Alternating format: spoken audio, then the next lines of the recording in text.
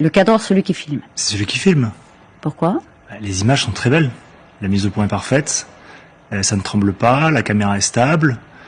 On voit qu'il se déplace, alors que le terrain a l'air assez inégal. On voit qu'il se déplace très correctement. On dirait presque un cadreur professionnel. On a l'habitude de voir, on a vu beaucoup de vidéos sur ces batailles, sur ce conflit où c'est pris par des téléphones et on voit parfois c'est un peu bricolé, parfois c'est un peu maladroit.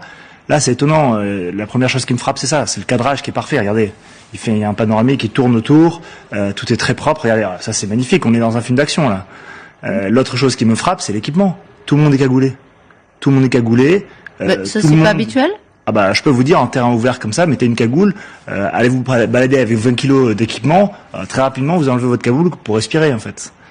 Donc il est tout à fait probable qu'ils aient mis les cagoules justement au contact des Russes pour camoufler leur visage, etc. Ça je l'entends parfaitement, mais ça reste quand même très étonnant. Le BTR, je suis pas un expert, mais c'est peut-être BTR. C'est le véhicule de transport russe. Ou un obusier, je suis pas expert dans ces véhicules-là, donc je vais pas me prononcer, mais c'est intéressant. Il s'arrête au milieu du champ.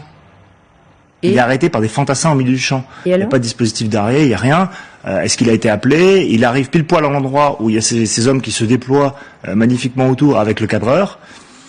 Bon.